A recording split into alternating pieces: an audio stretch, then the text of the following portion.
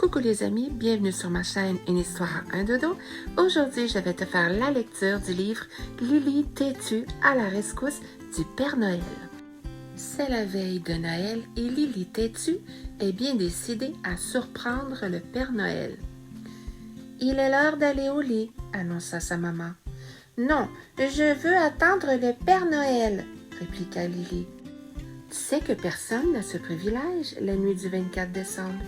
Il s'assure que tout le monde dort avant d'entrer dans les maisons. Si tu ne vas pas te coucher, il ne viendra tout simplement pas chez nous. » Résignée, Lily monta dans sa chambre. Grand-maman Zazou, qui passait la nuit à la maison, la suivit pour aller l'aborder. « Grand-maman, pourquoi n'ai-je pas le droit de voir le Père Noël cette nuit? » dit Lily en soupirant. « Parce que il doit visiter des millions de maisons.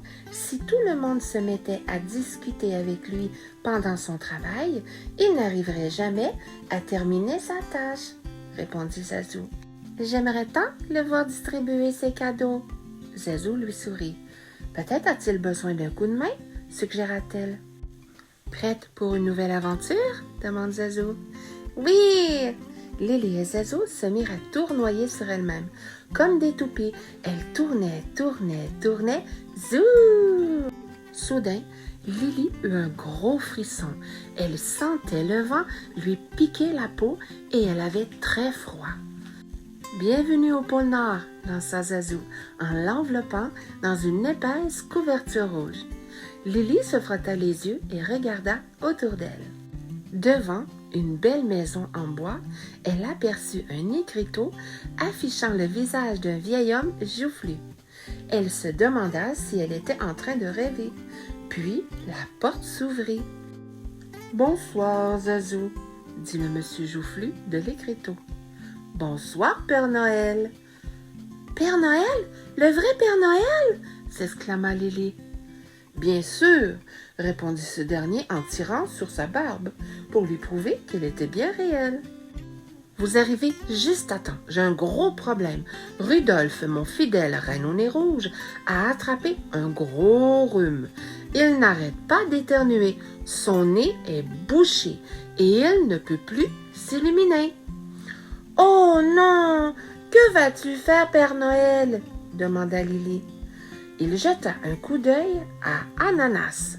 « J'ai peut-être une idée. Entrez. » À l'intérieur, des centaines de petits lutins s'affairaient. Des cadeaux de toutes les tailles s'entassaient aux quatre coins de la pièce. C'était l'atelier du Père Noël. Le gentilhomme tendit un paquet à Lily et un autre à Ananas. « Des cadeaux? » s'écria la fillette. « Oui, mais ce sont des cadeaux bien particuliers, car j'ai une mission pour vous. » Lily s'empressa de dénouer le ruban et d'ouvrir la boîte. Il en sortit un costume rouge et blanc, ainsi qu'un bonnet, des moufles et un foulard, qu'elle enfila aussitôt. Ananas découvrit lui aussi une écharpe et un étrange chapeau avec 2 trous et des drôles de branches accrochées dessus. À l'avant, une ampoule était fixée. « Lily, tu seras mon assistante. Et Ananas, tu remplaceras Rudolphe. » Il posa le casque sur la tête de l'âne en prenant soin de sortir ses oreilles par les trous. « Mais il ne sait pas voler. »« Ne t'en fais pas, Lily, » répondit le Père Noël en lui faisant un clin d'œil. « Il y arrivera. » Lily était aux anges. Ananas, lui, était terrorisé. Jamais il n'avait guidé de traîneau auparavant. C'est alors qu'on entendit un grand « psst, bzzz », comme à chaque fois qu'il était paralysé par la peur. Ananas venait de lâcher un gros pet sonore et puant. Intrigués par le bruit, les lutins se retournèrent tous en même temps vers Ananas. Lily, Zazou et le Père Noël, l'odeur les poussa rapidement vers la sortie. « Vite, vite, de l'air pur! »« Venez, il est temps de partir, » annonça le Père Noël.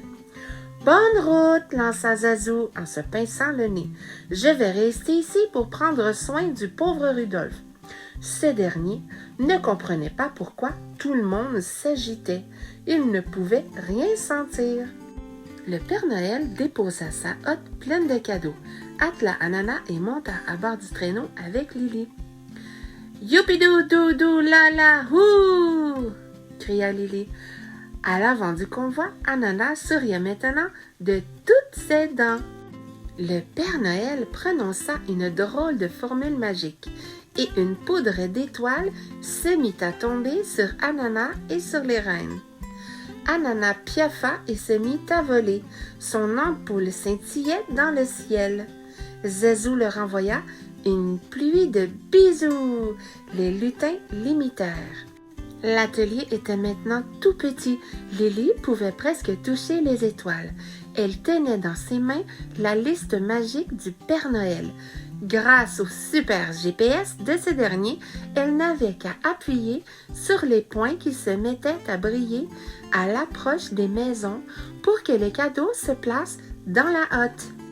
En une nuit, elle fit le tour de la terre. En se posant sur les toits, elle put observer toutes sortes de maisons pendant que le Père Noël livrait les cadeaux. De très hautes avec plusieurs appartements à Hong Kong, de petites cases au Mali, des châteaux en France, elle s'emplissait les yeux de tout ce qu'elle voyait, stupéfaite devant tant de contrastes. Une fois sa tournée achevée, l'équipage retourna à l'atelier du Père Noël. « Rudolph va mieux, leur dit Zézou. Regardez son nez, se remit à briller. « Allez tout le monde à bord, il est temps de rentrer à la maison, annonça le Père Noël. Rudolph reprit sa place à l'avant du traîneau. C'est l'heure d'aller dormir, dit Zézou à sa petite fille une fois devant la maison. Bonne nuit, Père Noël, et merci. Merci à toi et à Ananas pour votre coup de main. Lily ne se fit pas prier pour aller au lit. En se réveillant, elle découvrit une grosse boîte au pied de l'arbre.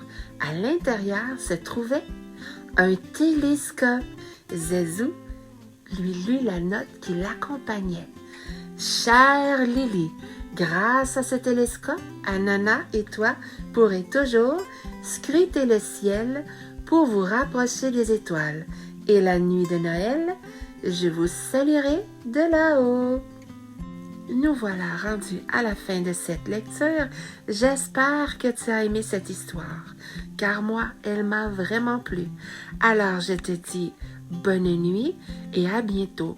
Fais de beaux rêves. Bye bye Léo. Bye bye Emma. Au revoir Léa. Bonne nuit Alex.